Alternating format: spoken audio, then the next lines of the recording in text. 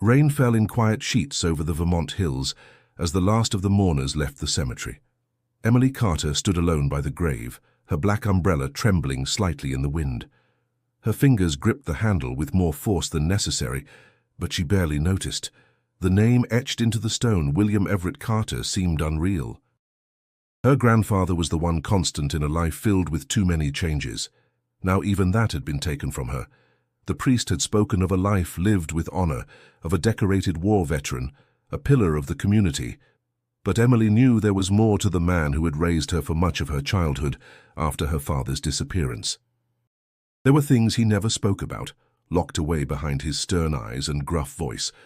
The lawyer, a gaunt man named Mr. Levingston, waited patiently near a parked sedan. He nodded when Emily approached, brushing wet strands of hair from her face. "Miss Carter," he said, opening the car door, "your grandfather left specific instructions. He wanted the will read today." "At the house?" Emily blinked. "Today?" "Yes." He was quite clear. Half an hour later, Emily found herself back at the old farmhouse, the one she hadn't stepped inside in nearly 10 years. It hadn't changed. The porch sagged a little more, the paint had faded from white to grey, but it still held that quiet, eerie stillness that had always unsettled her. She stepped inside. The air smelled of dust, oil, and something older, metallic and earthy. They sat in the small book-lined study. Mr. Levingston opened a leather folder and adjusted his glasses. "The estate is simple. The property, assets, and belongings are divided between you and your brother Jack." Emily nodded slowly. "And there's one condition.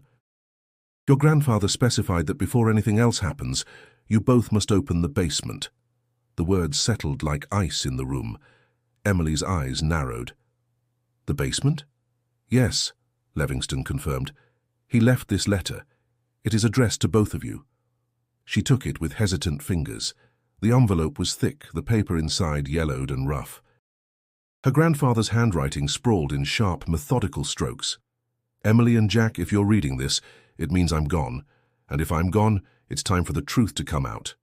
The door in the basement must be opened. No one has entered that space in over 40 years. What lies beneath is not just mine, it is ours. A legacy and a warning. You must face it together. Trust no one else. William Carter." Emily stared at the letter, the room spinning faintly around her. "You'll need your brother," Levingston added, closing the folder. "I believe he's arriving tomorrow." She hadn't spoken to Jack in nearly 3 years. Her fingers tightened around the letter. "What's in the basement?" "I couldn't say, but Mr. Carter made it very clear. This was not optional." That night, Emily couldn't sleep. Rain tapped softly against the attic window where she lay. Her memories of the basement were hazy, a door always locked, Grandpa's harsh warning when she'd once tried the handle. "Never go down there," he had said, voice full of something she hadn't understood at the time. Fear? Guilt? She got up around midnight and wandered down the narrow hall. The floorboards creaked under her bare feet. Reaching the kitchen, she hesitated before opening the basement door. The air that met her was cold and unmoving. She flicked the light switch. Nothing. She took one step down, her hand brushing along the wood-paneled wall. Then she stopped. Something had moved, or she thought it had. A whisper, not sound exactly, more like a thought, echoed up from the darkness. She slammed the door shut, heart pounding. The next day Jack would arrive, and together they'd do what Grandpa asked. But deep down, Emily knew whatever waited beneath the farmhouse floor wasn't meant to be seen. Before they open the basement, subscribe to our channel so you don't miss what they discover. Jack Carter arrived just after noon in a rental car, covered in mud from the winding country roads. He stepped out stiffly, sunglasses masking the exhaustion beneath his eyes. The years hadn't softened him. His shoulders were broader, his beard more defined, but the way he moved still carried the same tension, like every step was part of a battle he'd rather not be fighting. Emily watched from the front porch, arms crossed, unsure if she should wave or wait. He beat her to it. "Hey," he called, expression unreadable. "Hey," she replied. They stood there for a moment, the silence stretched too long to be comfortable. "Nice weather," Jack muttered, glancing at the low-hanging clouds. "Funeral was yesterday," she said, tone neutral. I know, he said, walking past her toward the door. Flight got delayed. Emily followed him inside, unsure what hurt more, his absence at the gravesite or the way he walked through the house like it meant nothing to him.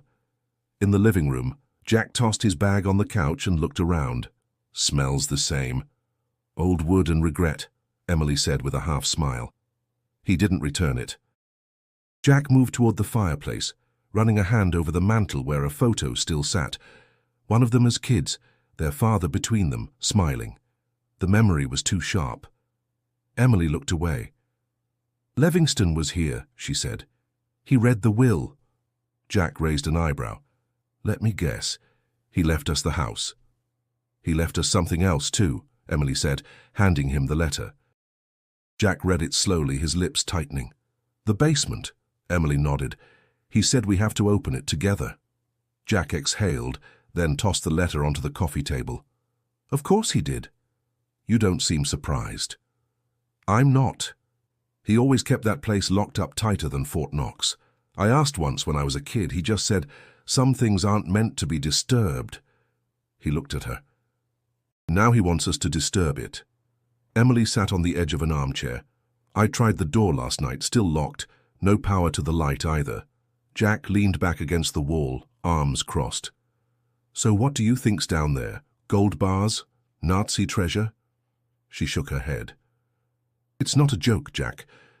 You didn't see him those last few years. He was different.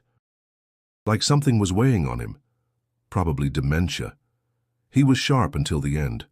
Jack rubbed his face. And Mom? How's she handling this? Emily hesitated. She hasn't come to the house yet. She's not well. Jack's eyes narrowed. She was never well, Em. She's worse now. She kept saying, don't let it out, over and over. I don't even think she knows what it means. The silence stretched again. This time it was heavier. Jack finally sighed. All right, so what's the plan? I thought we could start with the lock, maybe get a contractor to cut it open. And then what? Just waltz in. She met his eyes. We see what he wanted us to see. Jack looked at the ceiling, then at the front door like it might offer an escape. But when he looked back at Emily, there was something softer in his face. You always were the brave one, he muttered. You were the smart one. Not smart enough to stay away from this place. Emily stood. We do this together, Jack, just like he asked. Jack nodded once. All right, let's crack open Grandpa's ghost story. Emily didn't smile. She just walked toward the kitchen, where the basement door waited like a wound in the house. Jack followed a step behind. Neither of them noticed the faint creak beneath their feet, or how the air had begun to shift, slightly colder, slightly stiller. They were home again, and the house had not forgotten. The basement door loomed at the end of the narrow kitchen hallway, its surface thick oak framed by cold metal rivets. Jack stood in front of it, arms crossed, jaw tight. Emily held a flashlight, its beam flickering slightly as she adjusted it toward the tarnished handle. I don't remember it being this fortified, he muttered. It wasn't just locked, Emily said. It was sealed. Jack reached out and jiggled the handle. No give. Then he knelt, examining the bolt. This isn't a regular deadbolt. It's military grade, reinforced steel. She crouched beside him. He must have added it later, after we were kids. Jack grunted. Or after whatever he locked inside started keeping him up at night. Emily looked at him sharply. I'm just saying, he continued, normal people don't secure their basements like nuclear bunkers. She stood, suddenly chilled. Let's check the garage. Maybe he left tools. The old garage was more workshop than parking space. Dust-covered tarps lay over forgotten furniture and rusted machines. Emily found a crate of tools, their handles worn smooth by age. She handed Jack a crowbar and took a rusted hammer for herself. Back inside, Jack wedged the crowbar into the doorframe, straining against the frame. The wood groaned, but held fast. Not budging, he said through gritted teeth. Emily tried the hinges. They're bolted from the inside. He didn't want anyone getting in. Or anything getting out, Jack said. She paused. You don't believe that? He didn't answer. Giving up on brute force, they stepped back. Emily turned toward the living room and froze. Jack. He followed her gaze. On the floor, half covered by a fallen curtain, was a leather-bound book, one she hadn't seen before. Emily picked it up carefully. The cover bore no title, just initials stamped in faded gold, W.E.C. "It's his journal," she said. They sat at the kitchen table as she flipped it open. The handwriting was familiar, neat, controlled, every letter carved like a blueprint. March 2nd, 1973, sealed it today. Took all I had to make the door hold. The containment is weakening. Must recalibrate the lower lock soon. If anyone ever reads this, God forgive me for what I buried. Jack leaned closer. Containment? Emily turned the page. Most of the entries were technical. Measurements, voltage levels, diagrams of machinery she didn't recognize. On one page, a detailed drawing of the basement layout. Stairs, pipes, a strange circular object at the bottom. Must never open without both present. Bloodline balance is critical. Alone, the door responds with resistance. Emily whispered, "Bloodline balance?" Jack sat back. What the hell was he building down there? She kept reading. One phrase was repeated across several pages. Thanatos must sleep. Emily closed the book slowly. Thanatos, that's Greek. Death, Jack said. He named whatever's down there after the god of death? Or he meant it literally? Jack rubbed his face. I'm starting to wish we just sold this place and walked away. We can't, Emily said. It's in the will. Jack stood abruptly. So what? We're just supposed to keep chipping away until it opens? What if we do? And we regret it? She looked at him, voice steady. Then we deal with it. Together. Jack stared at the door again. You're still that little girl who trusted him, aren't you? Emily held up the journal. And you're still running from the part of him that scared you. Silence. Then Jack turned back to the crowbar. Fine, let's do it your way. Tomorrow we call someone, a locksmith, a specialist.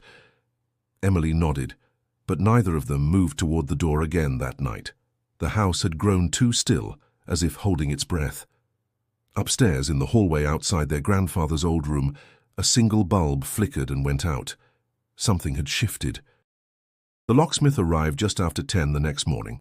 His name was Rick, mid-50s, barrel-chested, with oil-stained hands and a permanent squint. He stepped out of his truck with a heavy toolbox and a cigarette hanging from his lip. You the Carter kids? He asked, glancing between Emily and Jack. Just Carter now, Jack muttered. Rick shrugged. Heard you needed help with an old door? Emily led him through the house, explaining the situation with vague language. She left out words like sealed, military grade, and Thanatos. Just a locked basement that hadn't been opened in decades. Rick didn't ask many questions until he saw the door. He stopped in the hallway, eyes narrowing. This it? Yeah, Emily said. Rick stared for a long moment. Then he set down his toolbox and knelt. His fingers brushed over the lock, the steel frame, the reinforced hinges. This ain't no regular job, he muttered. Jack crossed his arms. Can you open it? Rick didn't answer. He opened his box and took out a small inspection mirror, angling it to peer into the lock's inner mechanics. After a few seconds, he leaned back and shook his head. Where'd your granddad get this hardware? Emily glanced at Jack, then back at Rick. We don't know. This isn't store-bought. This is military issue. You don't see this kind of reinforcement unless you're locking up weapons or something worse. Can you get it open? Jack repeated more sharply. Rick stood slowly. I could try, but I won't. Emily frowned. Why not? He looked at her, his expression darkening. Because this door's not just sealed. It's warning people. And I've been in this town long enough to know when something's better left alone.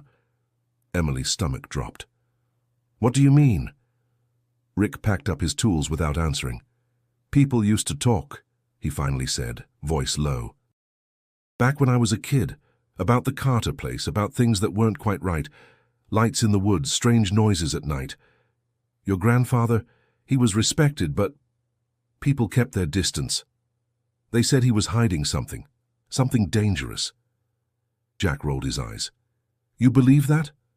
Rick turned to him. I believe what I saw. I came out here once 20 years ago. Your granddad called me to fix the garage door. I got here and he met me at the end of the driveway. Wouldn't let me near the house. Said it was a bad day. I thought he was crazy. But that night, I heard something. A sound I still can't describe. Like metal grinding but alive. Emily's skin prickled. Rick picked up his toolbox. You want my advice? Don't open that door. Whatever's down there, your granddad wanted it buried. He left without another word. Jack shut the door behind him. Well, that was helpful. Emily sat at the table, the journal open beside her. He's not the only one who thinks that. You mean the townspeople? Remember when we were kids, how the neighbors wouldn't let their kids play with us? How nobody ever came past the old fence line. Jack leaned against the counter. I thought it was just because Grandpa was a grump. He was afraid, Emily said quietly. They sat in silence, the journal's pages fluttering in the breeze from the cracked kitchen window. Then Jack straightened. What if we ask someone else, someone not from here? Someone with real experience in weird stuff. Emily looked up. Like who? He shrugged. A historian, a cryptographer, someone who understands whatever this is. She considered it, her fingers brushing over the phrase again. Thanatos must sleep. Fine, she said. But if we go down that road, there's no turning back. Jack gave her a look. We passed no turning back the moment Grandpa died. Neither of them noticed the faint humming sound that pulsed through the floorboards. The house was listening.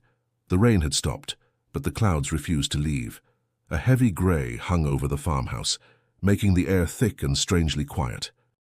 Emily stood in the backyard, eyes on the side of the house where the basement foundation met the sloping earth. The stone wall had always been overgrown with ivy, but now something looked wrong. Jack, she called. He came around the corner, brushing dirt from his hands. What? She pointed. Look at that crack. He knelt beside her. A jagged fracture ran through the stone like a bolt of lightning, the mortar crumbling around it. It hadn't been there yesterday. He touched it gently. This wasn't caused by weather. I think the pressure's coming from inside. Jack looked up. You're saying something in the basement's pushing out? Emily didn't answer. They cleared away the ivy and loose soil until the full extent of the breach revealed itself, a narrow seam that widened near the base. Jack grabbed a crowbar and wedged it in. After a few seconds of pressure, a small section of stone gave way, revealing a black cavity behind it. Cold air poured out. Emily stepped back, her breath catching. That's not just a crack. No, Jack said. It's a door. Inside was a narrow tunnel, roughly carved, sloping downward into darkness. The walls were damp, the air heavy with an earthy metallic scent that made Emily's stomach churn. Jack shined his flashlight inside. The beam barely penetrated 20 feet. I don't like this, Emily whispered. Jack looked at her. You want to walk away? She didn't. They didn't go in, not yet. But that night's sleep came in fragments. Emily dreamed of roots curling through stone, of whispering walls and pulsing shadows. She woke twice, heart racing, the sound of footsteps still fading from her mind. In the morning, the dog was gone. Milo, the neighbor's golden retriever, had wandered into the yard the day before, tail wagging, tongue lolling. He was a comfort, a small sign of normalcy. Now his bowl sat untouched, his leash coiled neatly on the porch. Emily searched the fields, called his name. Nothing. Jack stood on the porch, arms folded. You think he went in there? I don't know. He never runs off. A silence passed between them. Not the usual awkward kind, but heavy, pulsing. I checked the journal again, Emily said. There's an entry. March 10th, 1973. She opened the book, flipping to the page. The breach near the south wall opened again. The vibrations have grown stronger. I reinforced the stone, but it's only a matter of time. Something stirs beneath. I hear it sometimes, breathing. I pray it is my imagination. But the dog wouldn't go near it. Animals always know first. Jack stared at the page. He knew this would happen. I think he tried to stop it, whatever it is. They looked back toward the breach. Later that afternoon, the wind picked up, knocking leaves against the windows in erratic bursts. Emily sat in the study, flipping through the final pages of the journal. Her fingers froze on a loose sheet folded between the entries. A blueprint. It depicted a series of concentric circles, intersecting lines and cryptic symbols. At the center, a circular chamber marked core. A note scribbled beside it read, "Secondary containment compromised. Only primary seal remains intact. If breach occurs, initiate blood protocol." "Blood protocol?" she whispered. Jack stood behind her, silent. "You think this was a bunker?" he asked. Emily shook her head. "Bunkers don't need blood." He looked at her, pale. "We have to find out what's down there. But if we go in now, without understanding—" He finished her sentence. "We won't come back out." They stared at the breach through the window, a black mouth in the earth that seemed to breathe when no one watched. The wind howled louder, and somewhere deep below, something shifted. The flashlight's beam flickered as Emily adjusted her grip. Jack followed behind her, crowbar in one hand, a coil of rope slung over his shoulder. The tunnel yawned before them, narrow, sloping downward, the air colder than the outside breeze. They hadn't spoken much that morning. Words felt unnecessary. Whatever waited in the dark was older than language. Emily stepped into the breach first. The ground was uneven, packed dirt layered with stone. Roots hung from above like skeletal fingers. The walls narrowed as they descended, forcing them to walk single file. The deeper they went, the quieter the world became. No birds, no wind, no breath but their own. Jack whispered, "Can you hear that?" Emily stopped. "What?" He tilted his head. "Like a hum, faint, mechanical." She listened.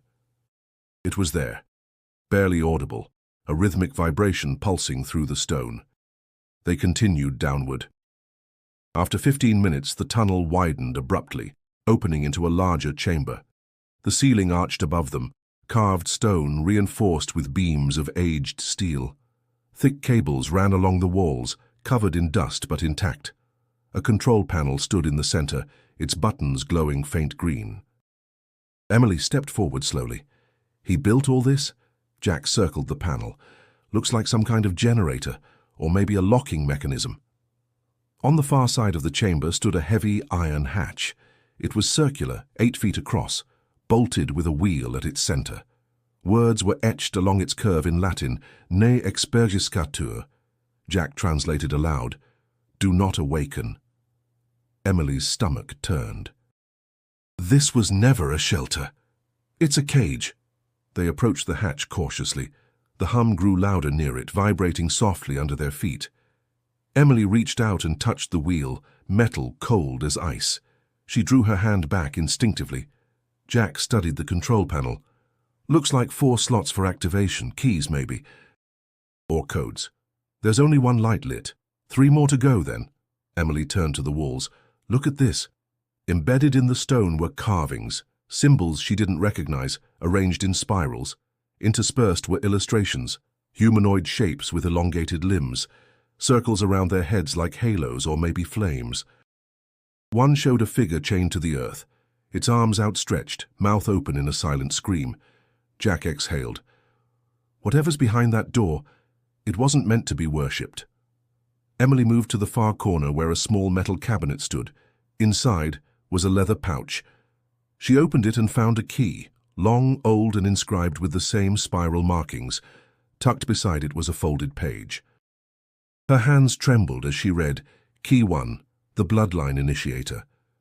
Only one who bears my blood may begin the sequence, but once begun, the others will follow.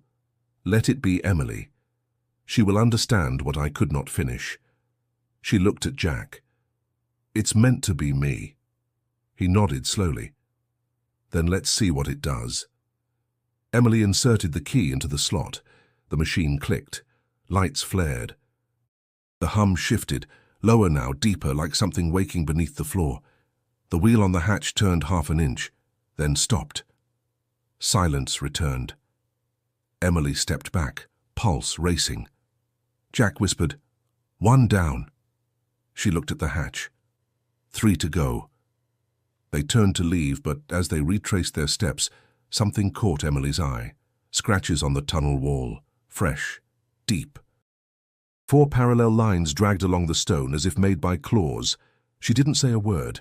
Not yet. Back in the daylight, the farmhouse looked unchanged. But underground, the hum continued. And behind the hatch, something heard the lock turn. The storm rolled in by afternoon, thunder rumbling low over the hills. Emily sat in the attic, surrounded by boxes that smelled of thyme and mothballs. She'd gone searching for more. Answers, clues, anything that might explain the hatch and its impossible chamber. What she found instead were fragments of a life her grandfather had never shared. A wooden crate, nailed shut, sat beneath a stack of rusted toolboxes. Jack pried it open with the crowbar. Inside were folders, photographs, and a battered notebook wrapped in canvas. The top folder bore a faded military insignia, Department of Defense. Emily opened it carefully. Black and white photos showed her grandfather as a young man in uniform, standing beside strange machines. Metal spheres, coils of cable, massive engines. One picture showed a stone doorway set deep in a jungle, flanked by armed soldiers. She read aloud from a typed report. Operation Thanatos, Classified Experimental Containment Directive, 1947. Lead engineer, Lieutenant William E. Carter. Her hands trembled. He wasn't just an engineer. Jack leaned closer. He was building something for the military, or locking something away. The notebook was full of handwritten entries. The tone was colder, clinical. June 9th, 1947. Subject appears non-organic, but emits energy signatures not currently explainable. Team suffered auditory disorientation after proximity testing.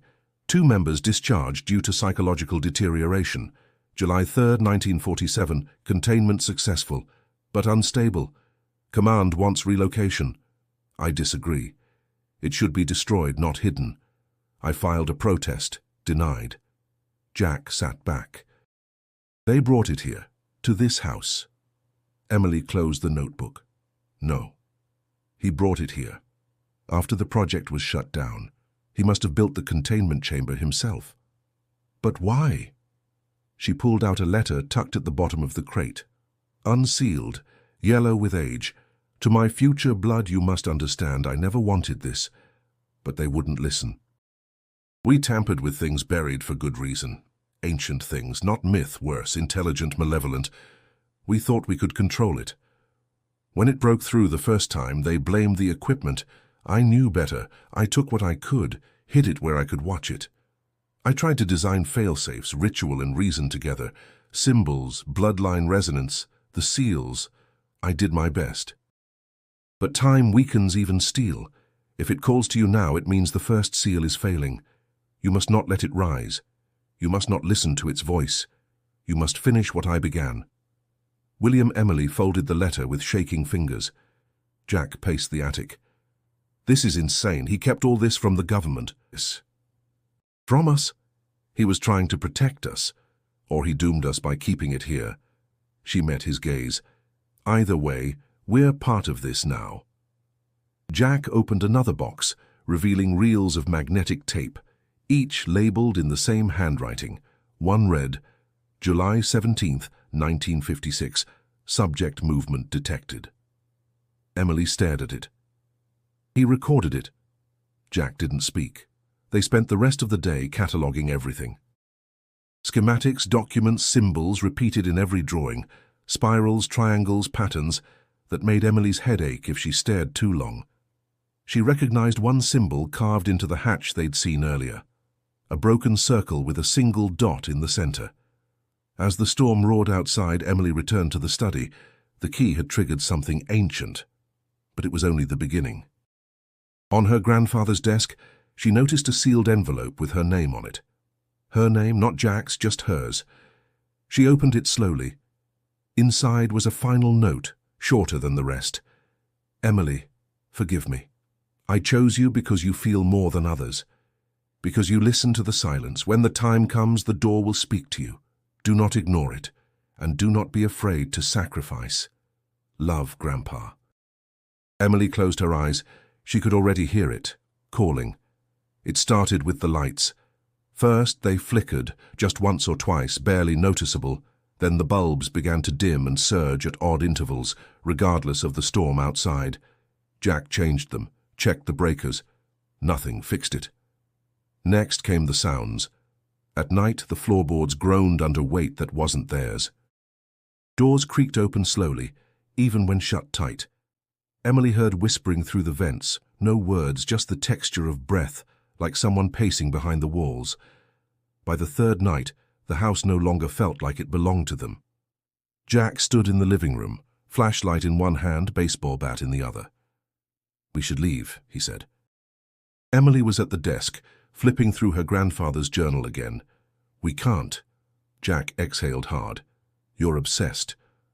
"I'm trying to understand." "Understand what? That he dragged some monster here in the 40s and buried it under our feet?" Emily didn't respond. The lights flickered again. Jack slammed the flashlight against his palm.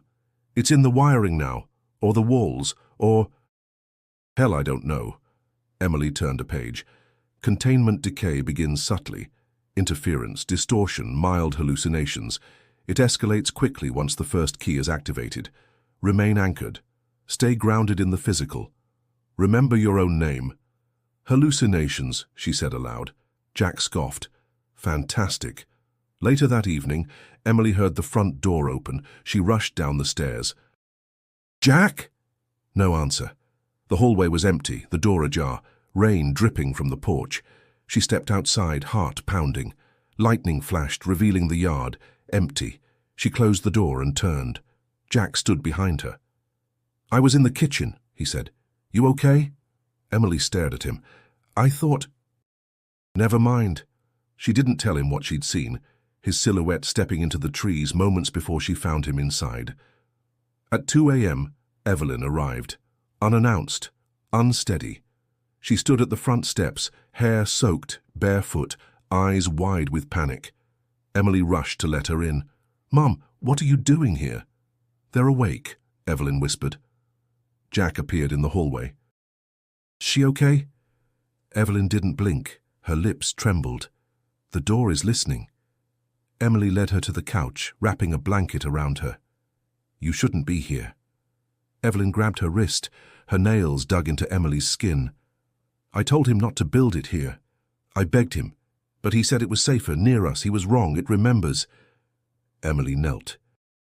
"What remembers, Mom?" Evelyn's gaze drifted toward the kitchen. "The thing beneath. It speaks in dreams." Jack looked at Emily. "She was never like this before," Emily whispered. "Yes, she was," he replied. "We just didn't want to see it." That night, Evelyn muttered in her sleep. Latin phrases, nursery rhymes, fragments of things they couldn't understand. Her body trembled under the blanket, sweat soaking her collar. Emily sat beside her until dawn, trying to decode the chaos spilling from her lips. At sunrise, something new happened. The basement door clicked. Not loud, not dramatic, just a soft metallic shift, like a lock disengaging. Jack froze in the hallway. Emily rose slowly. They walked to the kitchen. The door still stood closed, but now slightly ajar. No key, no crowbar, just open. Emily reached for the handle. Evelyn screamed from the living room, "Don't! He's not ready!" Emily stopped cold. "Who?" Evelyn stared at them, her eyes filled with tears. "Grandpa. He tried to stop it, but it was never just his. It's in the blood. It's in you now." Jack turned and walked away. Emily stood there a moment longer, the door's darkness waiting, pulsing. She shut it gently, locked it again.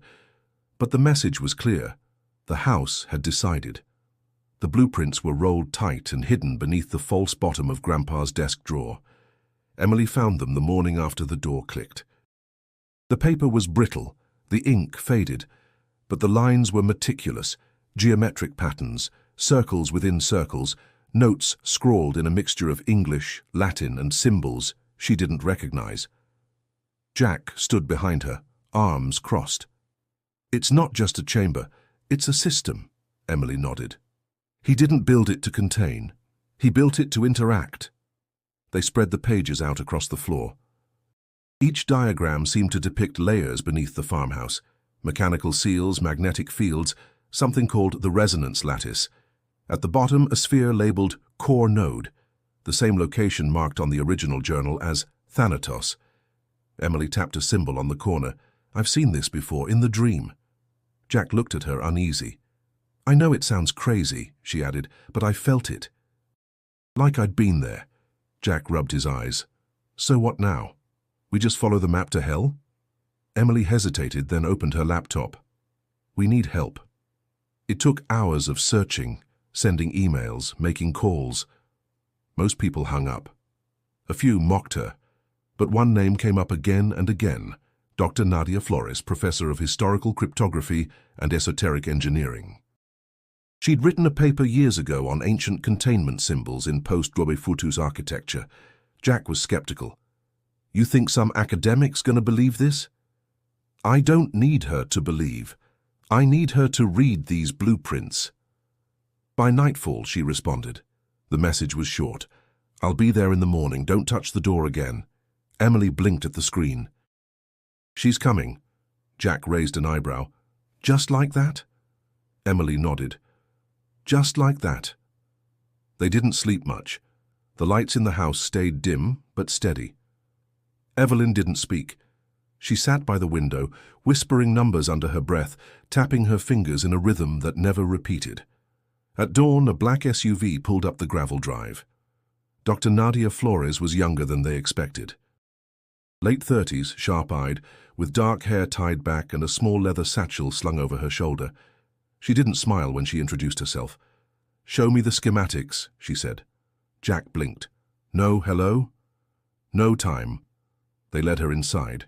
She spread the blueprints across the table, scanning them with laser focus. She traced the symbols with a gloved fingertip. "These aren't containment sigils," she murmured. "They're instructions." Emily leaned in. "Instructions for what?" Nadia glanced up. "For invocation. The system doesn't trap something. It sustains it." Jack's voice was flat. "You mean it feeds it?" "In a way." She pointed to the core node. "This isn't just mechanical. It's organic. Your grandfather integrated ritual design into electromagnetic circuitry. A hybrid system, part science, part belief. The bloodline references suggest he believed it needed familial contact to function, possibly as a biometric key." Emily sat down slowly. "He said I was the only one who could begin it." "Then you already have," Nadia replied. Silence filled the room. Nadia continued, unfazed.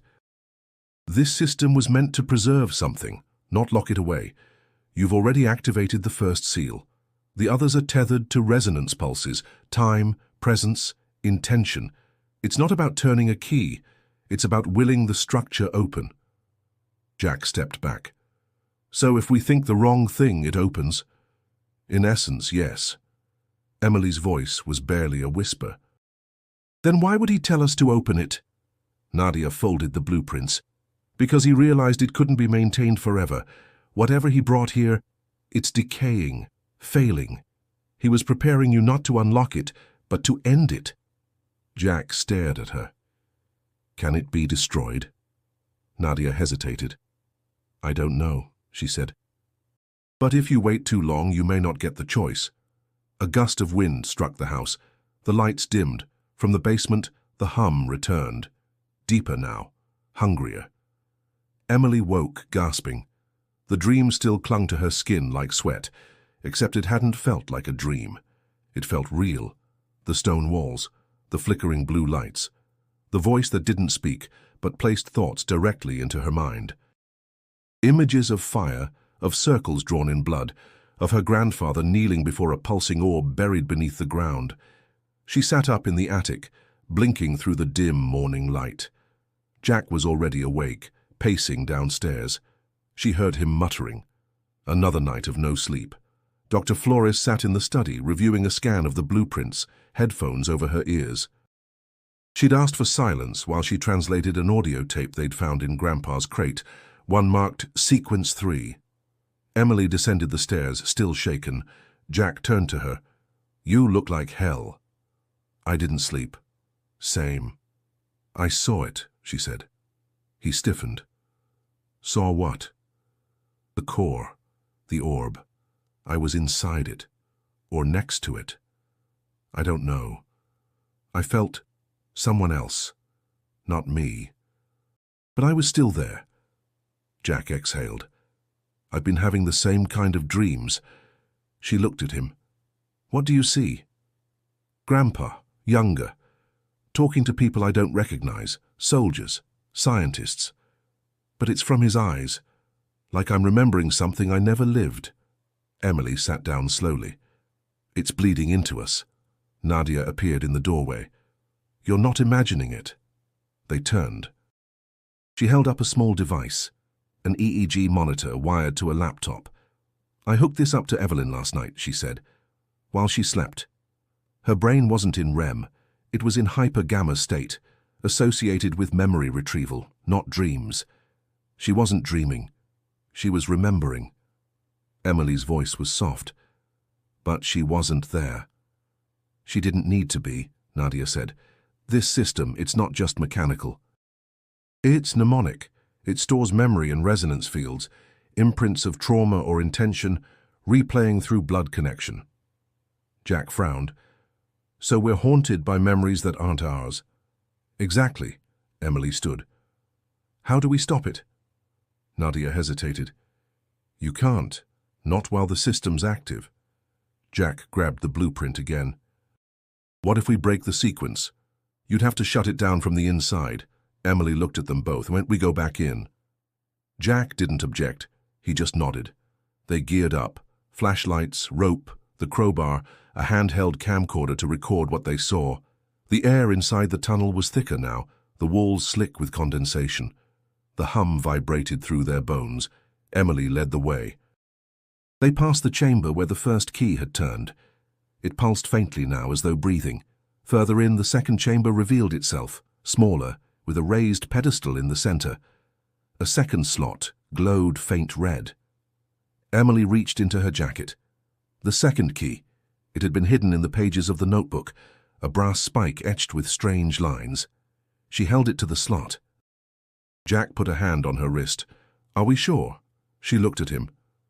No, but waiting isn't working. She pushed it in. There was a deep, grinding sound. The pedestal rotated slowly. The walls flashed once, blue, then violet. A gust of wind pushed against them from nowhere. Jack stumbled. Emily caught him. On the wall, new carvings appeared, fresh, as if etched by invisible hands. They formed words. You carry his sins. Jack stepped back. Did you see that? Emily nodded. Then the hum changed again, lower now. Beneath their feet, the earth shifted. From the shadows, a shape stirred. Just a flicker, movement that could have been wind. But Jack turned pale. There's something down here. Emily looked into the dark, breath shallow. I think it remembers us. The third key wasn't metal, it was bone. Nadia discovered it in the hidden compartment behind the fireplace, embedded in a fossilized vertebra sealed with wax. Wrapped around it was a ribbon of faded black silk, marked with the symbol they had all come to fear, spiral within a broken circle. This isn't just symbolic, Nadia whispered. This is ancestral. Ritual grade. Emily took it gently. The bone was warm. That night they returned to the chamber. The second seal continued to pulse, now steady, as though waiting. Beyond it, the tunnel descended further. A spiral staircase of iron twisted into the rock below, cloaked in darkness so complete, it seemed to drink the light from their flashlights. Jack peered over the edge. Are you sure we want to do this? No, Emily said, but we're out of time. They descended in silence. The stairs creaked under their weight. The air grew colder with each step, laced with the scent of old stone and something less definable, like ozone or burnt copper. Halfway down, the carvings began. Etched into the walls were scenes impossible to misinterpret. Human figures kneeling before towering, faceless entities, spires of light breaking through temples, blood circling pits that glowed with fire. The figures were always smaller, always offering, always consumed. Jack muttered, "This isn't containment. This is worship." Emily didn't answer. The bottom opened into a vast subterranean space, a chamber untouched by time. A dome of stone stretched above them, lined with ancient reinforcement and carvings that shimmered faintly under their lights. At its center stood the core, a spherical construct suspended above the ground, glowing with a soft inner pulse. Below it, on a raised platform, was the final key slot. Emily stepped forward. The floor vibrated beneath her. The hum had become a heartbeat. She approached the platform, the bone key in her hand. As she moved closer, her vision warped. The lines of the chamber twisted, curving toward her. She stumbled but caught herself. Jack reached for her. "You okay?" "I felt it, like it knew I was coming." Nadia stayed near the wall, scribbling symbols into her notebook. "We're standing in a convergence node. This is more than architecture, it's conscious design. Your grandfather didn't just trap something, he built a bridge to it." Emily looked up at the orb. "Then we burn it." She inserted the third key. The hum stopped. For a single second, silence swallowed the world. Then the platform lit up. Symbols ignited in rings around her, rotating slowly, glowing blue, then red, then a deep oil-black hue that shimmered unnaturally. The orb vibrated. A low moan echoed through the chamber, inhuman, endless. Jack grabbed Emily's shoulder. "It's waking up!" She turned to run, but the floor cracked. Not collapsed, cracked open. Beneath it was another layer, slick, glistening stone veined with light. The glow pulsed in time with the orb's tremor. Emily fell to her knees, gripping her skull. Images poured into her, visions not hers. The desert, the jungle, men screaming in metal rooms. Her grandfather standing in fire, whispering to the orb. Stay asleep, she screamed. Jack pulled her back. Nadia shouted something, but it was lost to the roar that followed. The orb surged with energy. Lightning arced across the chamber walls. One of the stairs exploded into rubble. They had triggered the third seal. Emily gasped as the visions receded. Blood ran from her nose. She looked up at Jack. "One left," she said hoarsely. Jack didn't reply. The orb pulsed again, like a breath drawn inward. The next exhale would change everything. The chamber shifted as though breathing. With the third seal active, the orb had begun to rotate slowly, suspended by nothing, exuding pulses of heat and vibration that rippled through the stone like sound through water. Emily staggered to her feet, her legs weak, her thoughts fragmented. Every few seconds, echoes flared inside her skull, memories or maybe impressions of lives not her own. A soldier weeping in the dark, a scientist tearing out pages. Her grandfather whispering not enough time over and over again. Jack helped her stand. "We have to finish it, before it does." Nadia stood in silence, her gaze locked on the orb. Her voice, when it came, was distant. "It's begun to awaken spatial resonance. This room, it's feeding it, responding to it. If we don't stop it now, it'll spread." "What's the last key?" Jack asked. Emily turned, scanning the walls. There, opposite the platform, past the orb, was a narrow passageway. Its entrance was flanked by carvings too worn to decipher, but it radiated something colder than fear. She walked toward it. The others followed. The hallway opened into a smaller, circular chamber. The walls were made of obsidian stone, polished and curved inward like a dome. In the center stood a pedestal of black metal. Floating just inches above it was the final key. Not a bone, not a blade, but a small orb, identical in size and shape to the larger core in the main chamber, but inert, silent, waiting. Emily stepped forward, but her mother's voice stopped her. From the hallway behind them, Evelyn. She had followed, her skin pale, her eyes sunken but alert. She held a faded slip of paper in her hand, torn from her husband's notes. "You can't take it," Evelyn said, voice shaking. "Mom, it's not a key, it's a link, a soul binding. Whoever touches it finishes the bridge. It won't just awaken, it will join with them." Jack stepped forward. "Then we destroy it." "You can't," Evelyn said, "not without offering something first." Emily looked at her mother, realization settling like frost. "You came here to stop us." Evelyn nodded slowly. "I came to protect you. From the thing that took your grandfather, from the part of him that was never the same after he built this." Emily looked at the floating orb, then she stepped toward it anyway. "Emily," Jack warned. She paused inches from it, her breath shallow. The orb pulsed faintly as her hand hovered above it, recognizing her, reaching for her. "I don't want this," she whispered, "but I won't run from it." She touched the orb. Pain lanced through her palm. Her vision exploded with light and motion. She fell to her knees as a surge of memory flooded her. Images, sounds, voices, all in layers. She saw her grandfather's final day, alone in this very room, placing the orb, whispering apologies to the thing inside it.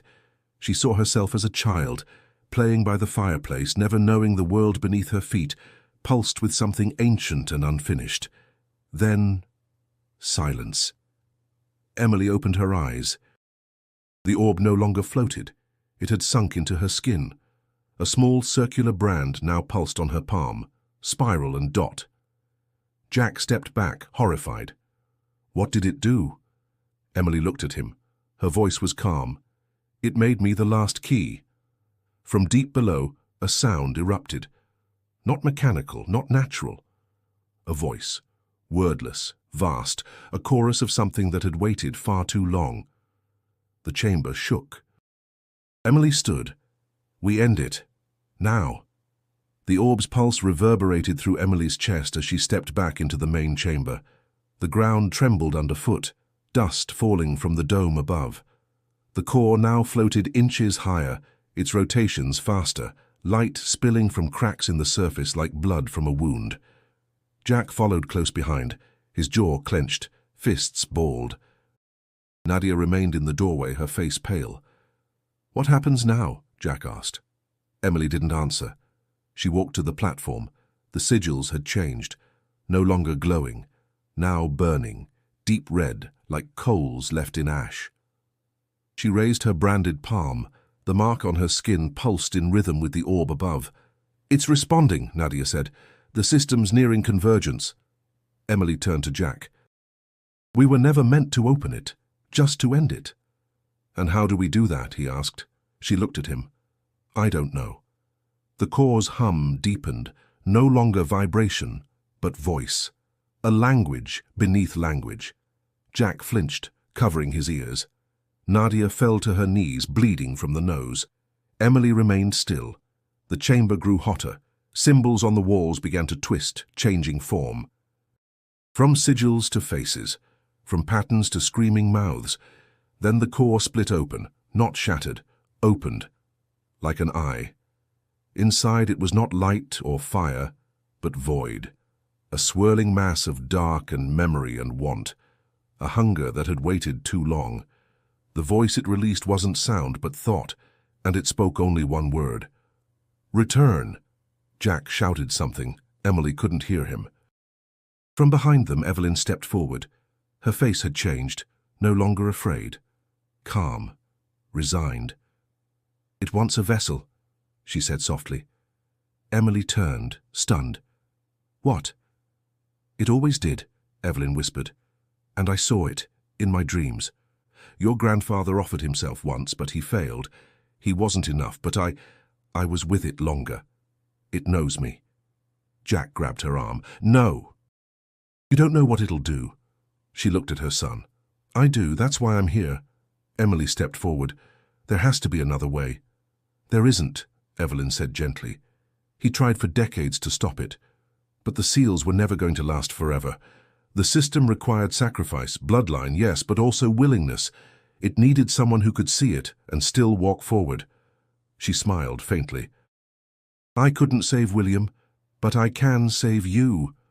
Before Emily could stop her, Evelyn walked to the platform. She reached up, placing her hands on the core's edge. The darkness inside writhed. Jack screamed. The chamber blazed with light. Symbols flared. A blinding roar shook the walls. Then silence. When their vision returned, Evelyn was gone.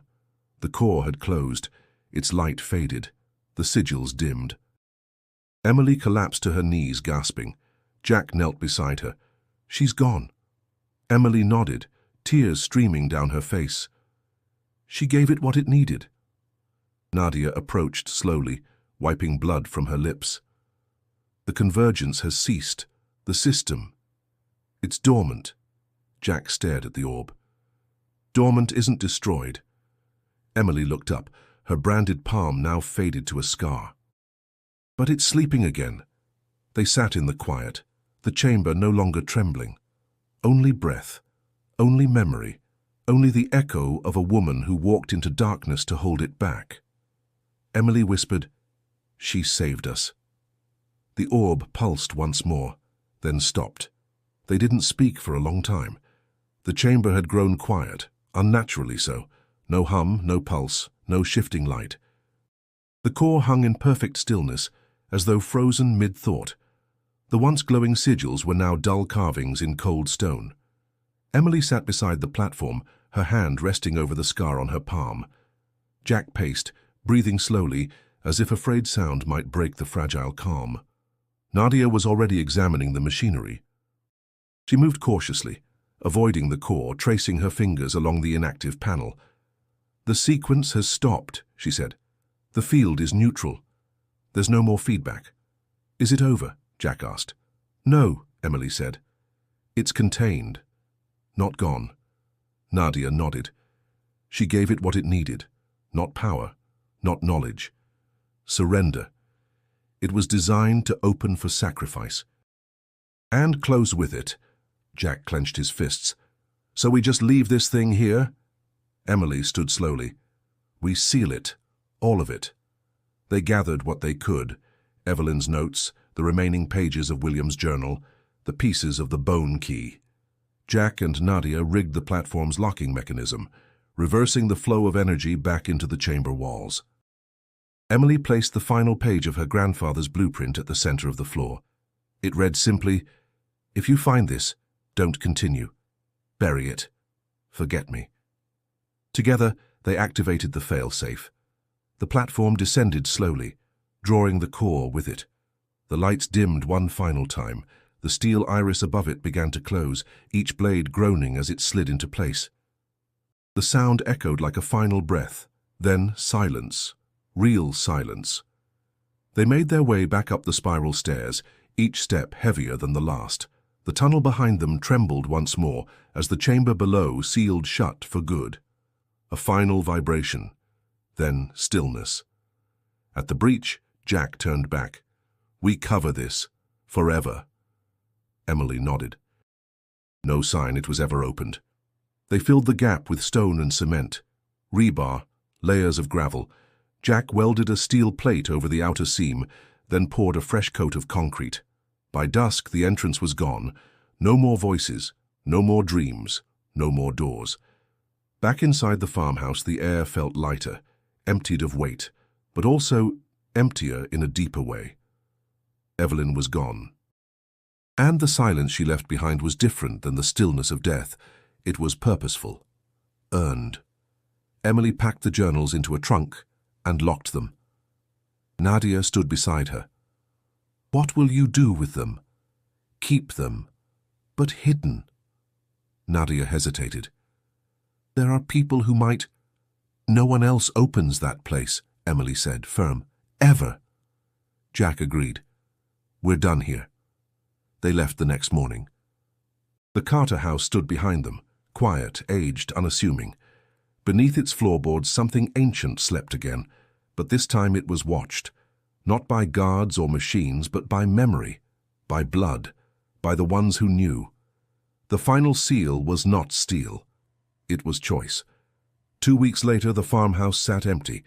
The windows were boarded, the driveway overgrown. The mailbox, long rusted shut, bore no name. To any passerby, it was just another forgotten relic from an older world. Emily stood by her apartment window in Boston, holding a cup of coffee that had gone cold. Her suitcase sat unopened in the corner. She hadn't returned to work. She hadn't told anyone what had happened. Some truths don't survive the air. Jack called every few days. He didn't say much, but his voice always ended the same way. We did the right thing. She knew they had. But that didn't mean it was over. On her desk sat the locked trunk. Inside, the journals, the blueprints, the key fragments, everything sealed away. Sometimes she caught herself staring at it for minutes, hand resting on the lid, breath held. She hadn't opened it since returning. But the weight of it remained. Some nights she still felt the pulse under her skin. A faint echo, not a call, not a threat. Just presence. It wasn't trying to escape. It was remembering. Nadia had sent one final message before leaving the country. A single sentence: destroy the papers or disappear with them. No further explanation. Emily hadn't replied. She wasn't sure what she'd do yet. At the cemetery, she placed a single lily at her mother's grave. The stone bore only Evelyn Carter's name, no dates, no epitaph. Just a phrase Emily had chosen herself. She walked into the dark, so others wouldn't have to. She stayed there for a long time, listening to the wind. No voices, no visions, just wind. Jack met her later at a coffee shop. They talked about nothing, sports, weather, the news, but when they hugged goodbye, his hand gripped hers tighter than usual. "Stay safe," he said. "You too." As she walked home, her phone buzzed. A message. Unknown number. No words. Just a photo. Her grandfather, young and smiling, standing before a massive ancient stone gate, one she hadn't seen in any journal. Behind him, soldiers, cameras. A jungle. The gate was marked with the same spiral, and below it a second symbol, one she didn't recognize. Emily deleted the message. Then she sat down at her desk and unlocked the trunk. She wasn't done yet, not completely, but for now the gate was closed, and she was home. If you were as shaken as they were, subscribe for more stories like this. And don't forget to click the video on your screen to see what happens when another door is opened that should have stayed shut.